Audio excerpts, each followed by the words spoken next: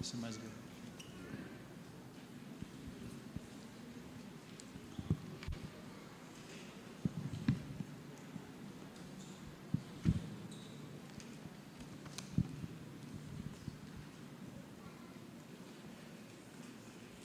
Que a graça e a paz do nosso Senhor Jesus Cristo esteja conosco nesta manhã.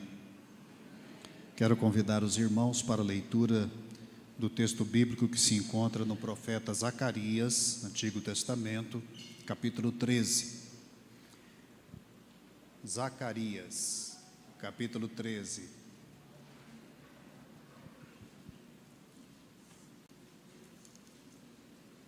Penúltimo livro do Antigo Testamento.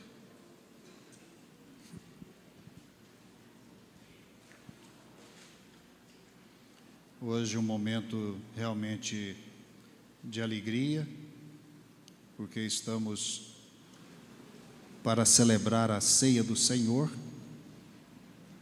e eu tenho acreditado e compartilhado com os meus alunos que a ceia do Senhor é o culto mais significativo que o povo de Deus pode celebrar. Vamos então à leitura do texto bíblico. Eu gostaria de meditar com os irmãos nesta manhã sobre o tema O Pastor de Mãos Feridas. Naquele dia haverá uma fonte aberta para a casa de Davi e para os habitantes de Jerusalém, para remover o pecado e a impureza. Naquele dia, diz o Senhor dos Exércitos, cortarei da terra os nomes dos ídolos, e deles não haverá mais memória. Também farei sair da terra os profetas e o espírito da impureza, e se alguém ainda profetizar, seu pai e sua mãe que o geraram lhe dirão: não viverás, porque falas mentiras em nome do Senhor. E seu pai e sua mãe que o geraram o traspassarão quando profetizar. Naquele dia, os profetas se sentirão envergonhados, cada um da sua visão, quando profetizarem. Nem mais se vestirão de manto de pelos para enganarem, mas dirão: não sou profeta, sou lavrador da terra, porque tenho sido escravo desde a minha mocidade. E se alguém lhe disser: que feridas são essas entre as tuas mãos?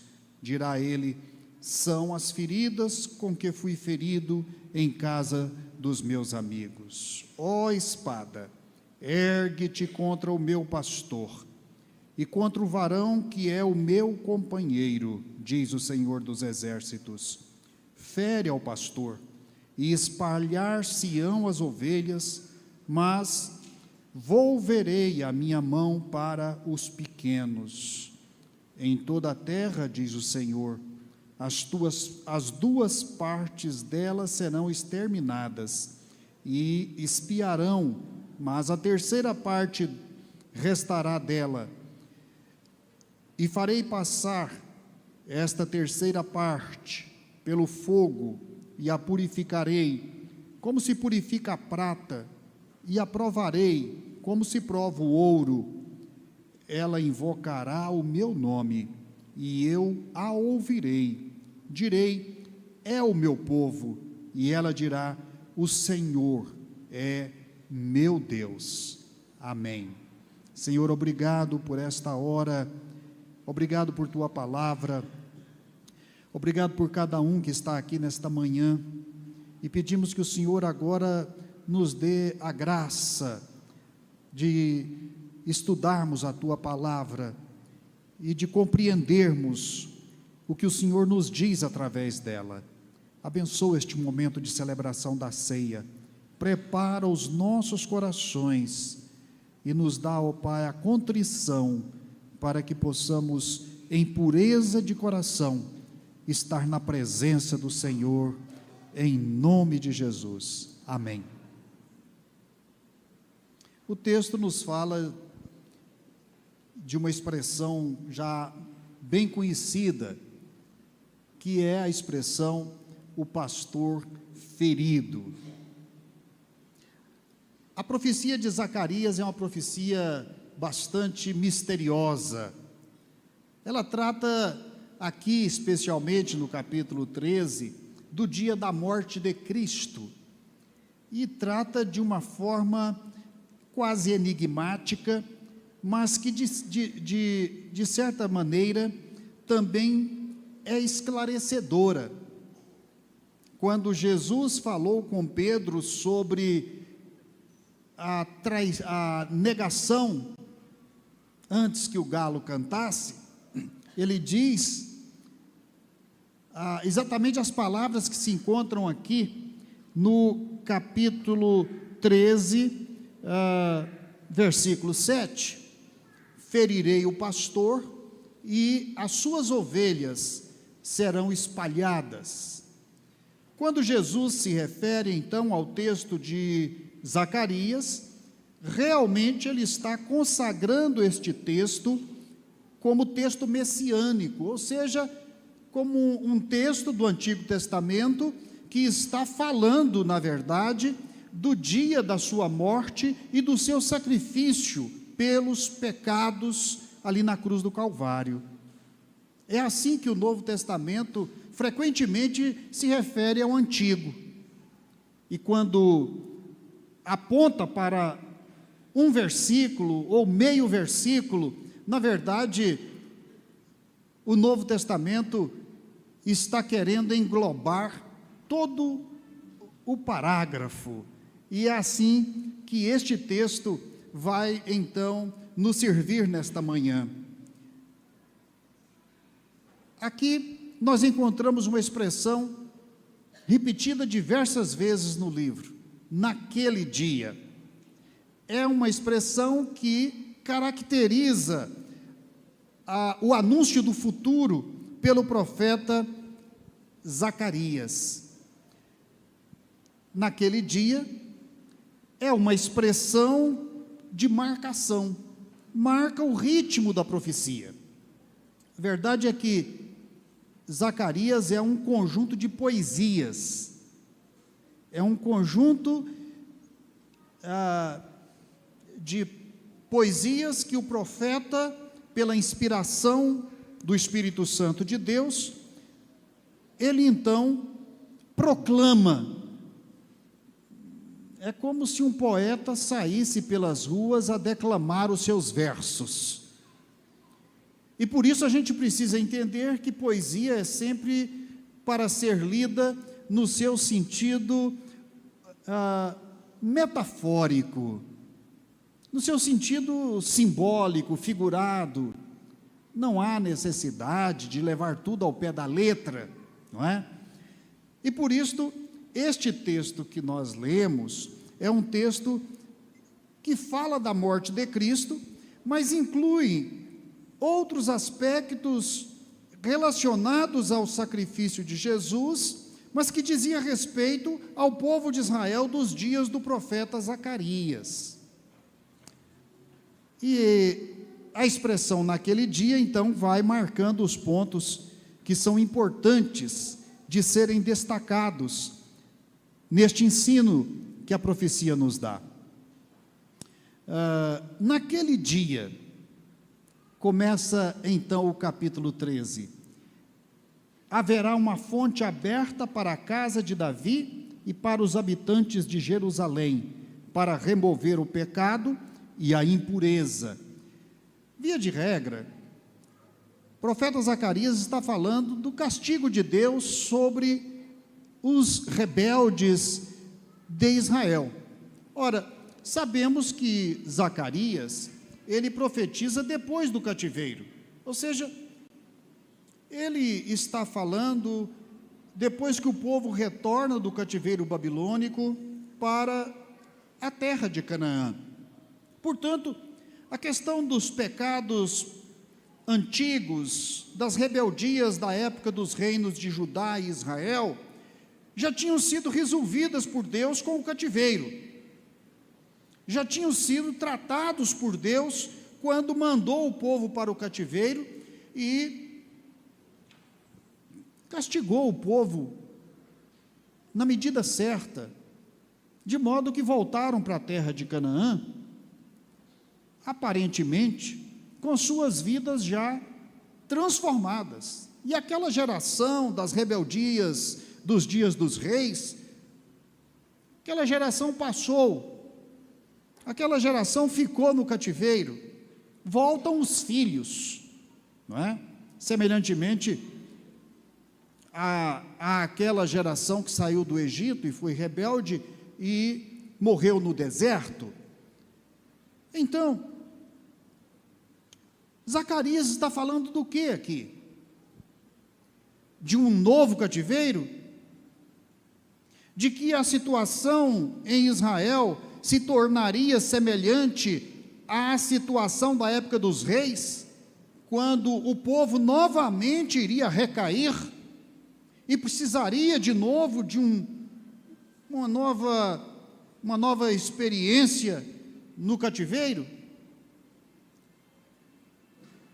Então aqui nós temos que encaminhar todo o significado do texto de Zacarias para a solução definitiva que Deus estava projetando para ser realizado na crucificação de Jesus, quando ele enviaria o seu filho para morrer pelos nossos pecados, para ser ferido em nosso lugar.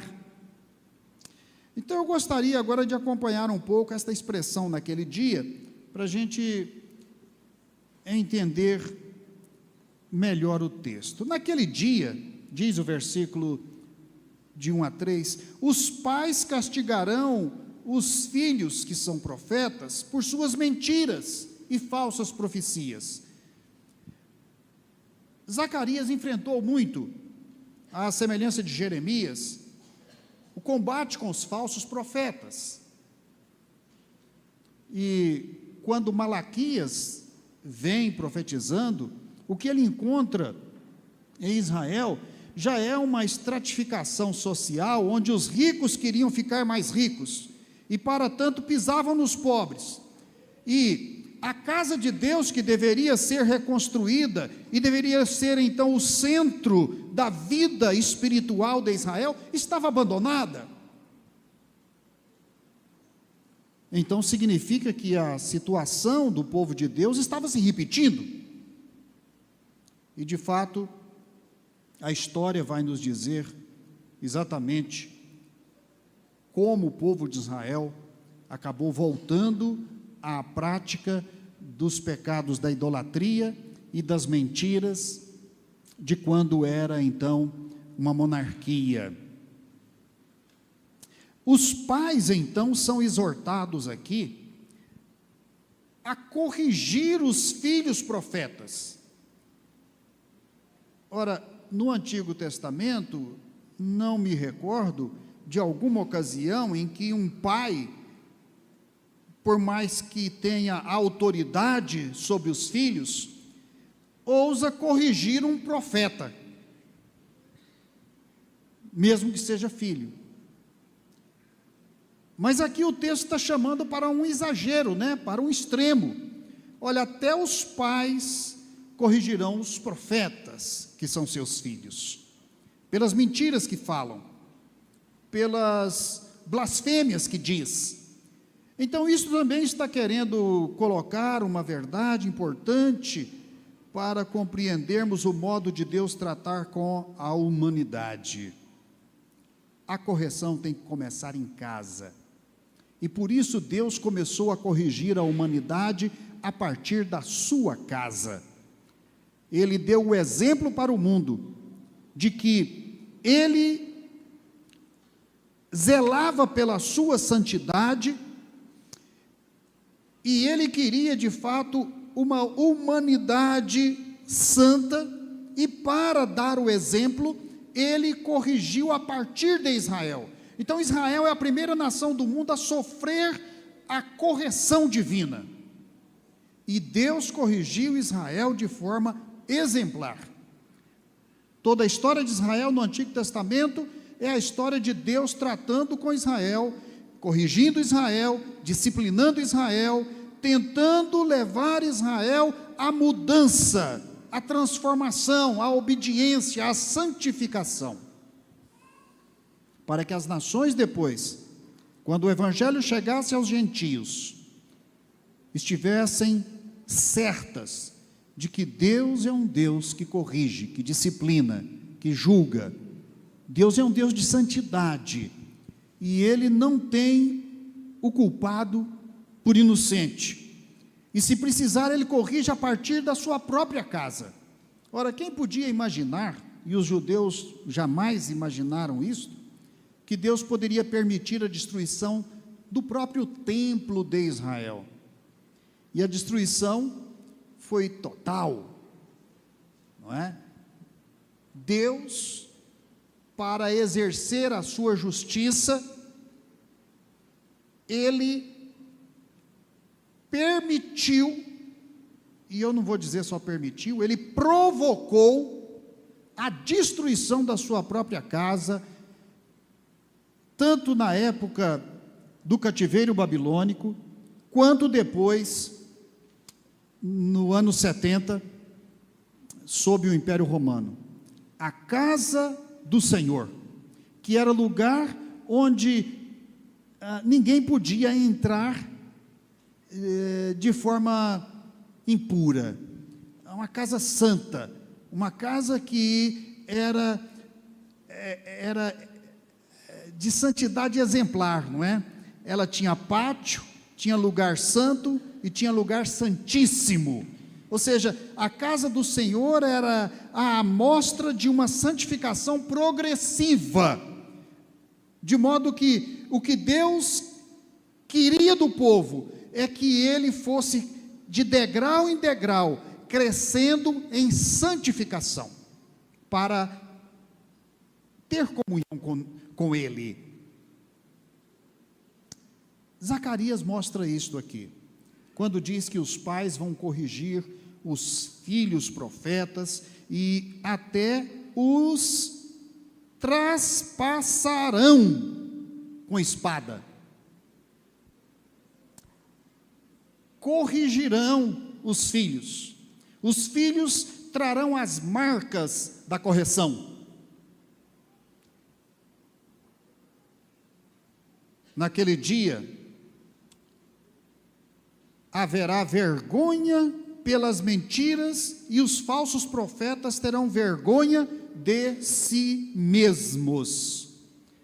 Diz o 4, os profetas se sentirão envergonhados, cada um da sua visão, quando profetizarem, nem mais se vestirão de manto de pelos para enganarem, mas dirão: não sou profeta, sou o lavrador da terra, porque tenho sido escravo desde a minha mocidade. Estes falsos profetas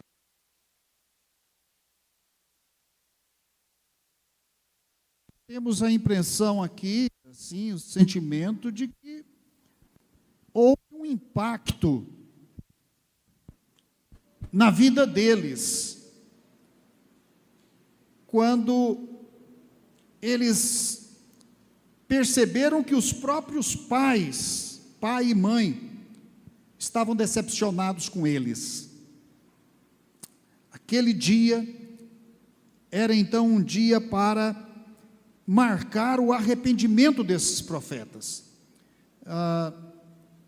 Podemos falar aqui em arrependimento. Aliás, essa é uma expressão sugerida por um grande comentador bíblico, Henry, que ao analisar este texto, ele diz: o que vemos aqui? A expressão do profeta Zacarias está indicando o quê? O que significa o profeta dizer que estes falsos profetas estavam envergonhados? Ele diz: a culpa os envergonhou. E eles então agora confessam que não são dignos da unção profética. Eles rejeitam sua própria missão profética e dizem: não sou mais profeta, sou lavrador da terra, tenho sido escravo desde a minha mocidade. Ou seja, há uma mudança na vida desses falsos profetas. Então o Henry diz que é possível que aqui tenha acontecido uma conversão desses profetas, e eles se declaram indignos do ministério. Eles se declaram como filhos de Caim. A expressão que aparece aqui para quando eles dizem que são lavradores é a mesma expressão que aparece lá no Gênesis para dizer que Caim era lavrador. Então é como se esses profetas estivessem dizendo: nós somos indignos, somos filhos de Caim, nós praticamos a mentira. É uma confissão radical, não é? Uma confissão impressionante.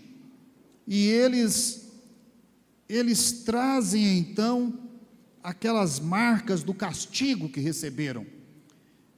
Perguntam para eles: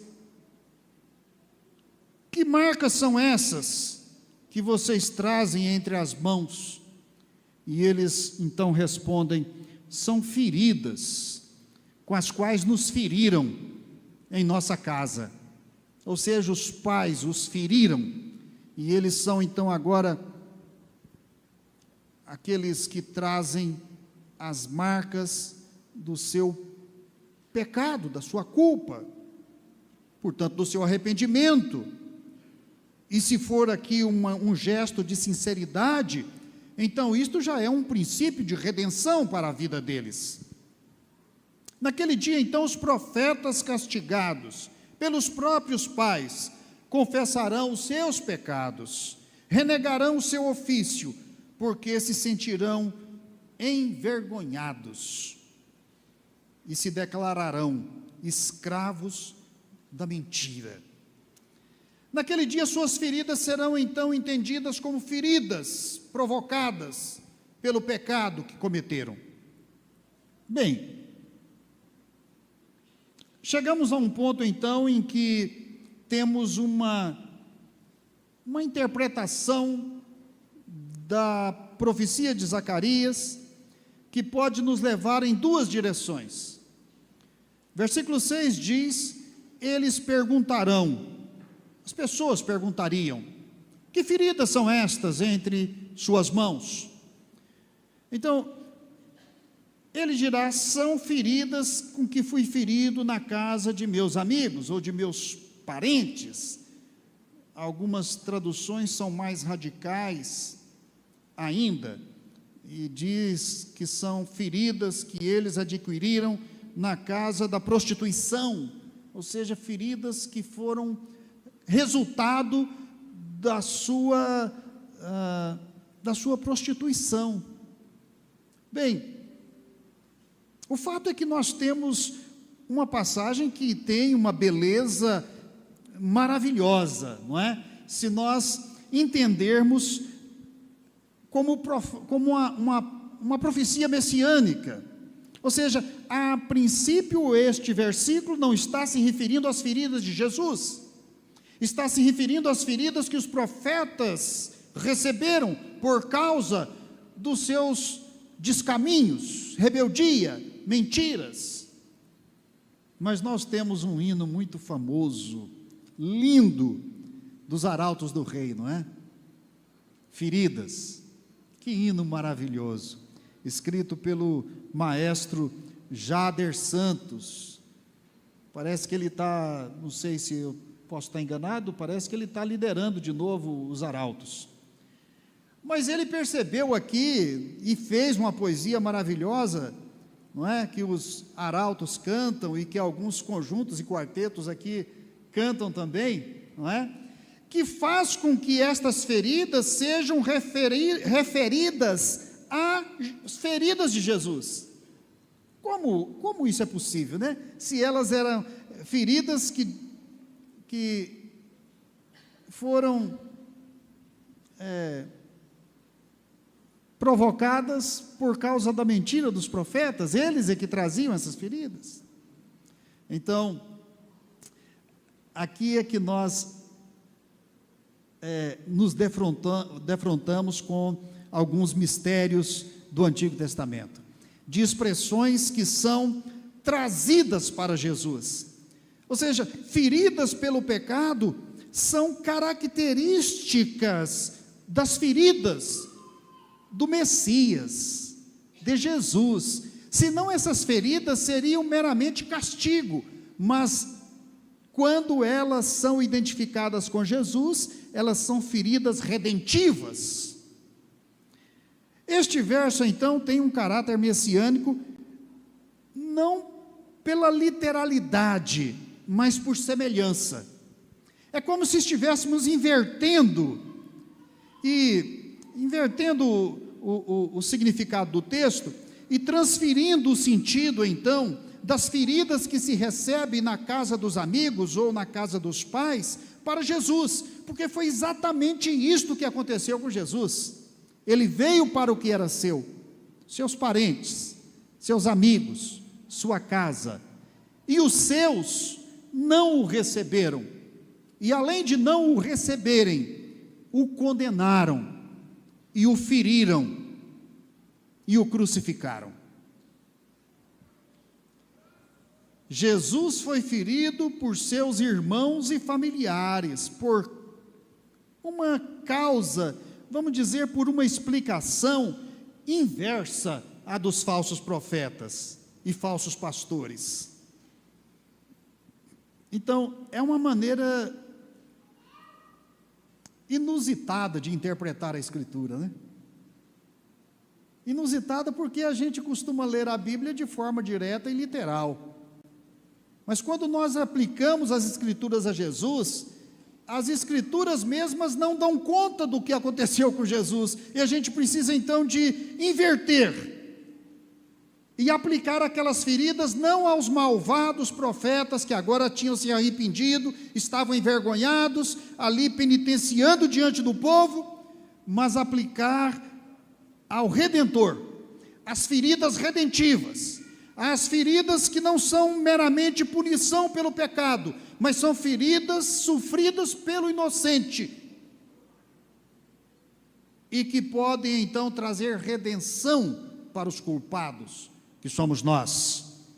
Jesus foi ferido, pastor ferido, por causa dos nossos pecados. E é assim então que a gente entende este hino dos arautos do rei, não é? Que este poeta, maestro, ele teve digamos, uma iluminação aqui, que pôde levá-lo então a entender que essas feridas, elas eram compatíveis com Jesus, porque Jesus foi ferido por causa do pecado, mas não há ferida que seja suficiente para, digamos, remover o pecado, se elas são simplesmente resultado do castigo de um pai para com o seu filho, não é?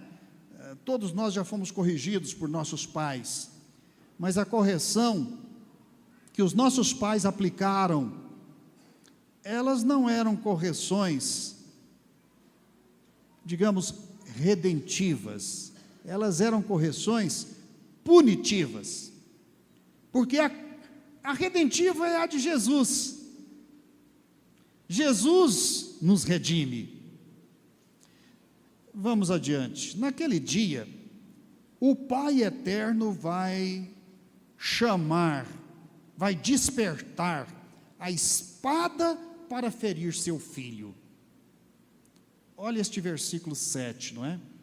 A espada, ela ergue-se contra o pastor, que o próprio Deus chama, é meu companheiro, é o meu amigo. Fere ao pastor, e espalhar-se-ão as ovelhas, mas eu voltarei a minha mão para os pequenos. E assim, o texto nos fala a respeito daquele dia quando Jesus foi ferido por nossa causa, mas ele não foi ferido por conta simplesmente de uma decisão do tribunal de Israel ou do tribunal romano, mas do tribunal celestial. É o próprio Deus que entrega o seu Filho para ser então ferido por nossos pecados. Portanto,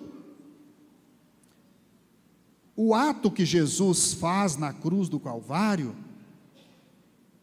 é absolutamente independente de qualquer decisão que o homem tome em relação aos seus pecados. Deus ofereceu o seu Filho pelos nossos pecados, não porque nós tenhamos pedido isto, ou que nós tenhamos, exigido isto de Deus. Ele se antecipou, e a Bíblia nos fala que Jesus foi crucificado antes da fundação do mundo, e isto significa que Deus preparou a salvação antes que houvesse a queda no Éden. Naquele dia uma nova aliança será firmada, diz o texto de Zacarias. Passadas estas coisas, então, naquele dia, o povo invocará o meu nome, e eu ouvirei, direi, este é meu povo, e o povo responderá, o Senhor é o meu Deus. Esta é a forma de se estabelecer uma aliança. Em todo o Antigo Testamento era assim, desde Moisés, Deus elege Israel como seu povo. Israel responde a Deus dizendo: o Senhor é o meu Deus. E firma-se então aí a aliança.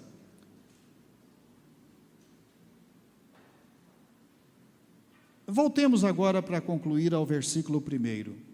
Naquele dia uma fonte de purificação de pecados estará aberta. O versículo 1, é assim que começa o capítulo 13, para terminar com a aliança. Então, a purificação vem antes da aliança. Primeiro os pecados são purificados. Deus prepara os nossos corações para estabelecer conosco uma aliança. Ele faz aliança com aqueles que estão com o coração limpo já, perdoados, transformados, regenerados. Então, a cruz de Jesus, lá no alto do monte, era a fonte de perdão aberta para a purificação de Jerusalém. Duas palavras resumem a variedade de pecados que o povo praticava e que recebia, de certo modo, conivência, cumplicidade, justificativa da parte dos sacerdotes e dos profetas, porque eles aconselhavam o povo com mentiras e aprofundavam cada vez mais a idolatria. E as palavras são estas: pecado e impureza. Duas palavras para resumir a condição humana. A condição humana é esta: Jerusalém estava imprestável, impura, mergulhada no pecado. Suas mãos estavam manchadas de sangue, sua culpa clamava contra ela. Quando Jesus veio, ele diz: quando eu for levantado, todos atrairei a mim. E aí está Jesus no alto do monte Gólgota, está de peito aberto, de braços abertos, para trazer sobre Jerusalém, por extensão sobre toda a terra, uma fonte de purificação e de perdão. Nosso Senhor e Salvador traz em suas mãos as feridas de um sacrifício definitivo por nós. Quantos ainda estão com o coração fechado, não é? Quantos ainda permanecem rebeldes contra a obra que o Senhor Jesus Cristo fez? Quantos, em todo lugar, ainda blasfemam e rejeitam o amor do Salvador? O hino do nosso cantor cristão diz: morri na cruz por ti, que fazes tu por mim? Na ceia do Senhor, nossas mãos estão sobre a mesa do Senhor. Nós estendemos as mãos para a mesa do Senhor, para receber pão e cálice. Estão ali, nossas mãos estão ali para receber o que está posto. Mas como suas mãos, nossas mãos, de fato estão? Será que elas estão estendidas só para receber aquele bocado que vai nos trazer algum benefício? Pergunta para este momento é esta: o que suas mãos trouxeram para a mesa do Senhor hoje? As mãos de Jesus estão feridas, mas e as nossas mãos? Nós também estendemos nossas mãos para Jesus, abrimos nosso coração, nossas vidas, e o que nós trazemos em nossas mãos são, digamos, o que vai nos diferenciar de outras pessoas. Nós trazemos as nossas mãos para apresentá-las a Jesus, juntamente com o nosso coração e a nossa vida, cheias de gratidão, trazendo para a mesa do Senhor a nossa confissão, trazendo para a mesa do Senhor a nossa culpa, nosso total sentimento de indignidade, e dizer: Senhor, não somos dignos das tuas feridas, somos culpados delas. E então Jesus vai nos dizer: filho meu, dá-me o teu coração. E aí nós podemos então entender: as feridas do pastor são por causa das ovelhas que necessitam da sua graça e misericórdia, do seu perdão e salvação. A todos nós, então, o pastor ferido quer atrair para si, para nos manchar com o seu sangue e nos salvar. O sangue de Jesus Cristo nos purifica de todo o pecado. E assim, meus queridos irmãos, vamos nesta manhã receber o pão e o cálice, que representam então o corpo e o sangue desse pastor ferido, e unidos nós seremos um só corpo com ele. Estaremos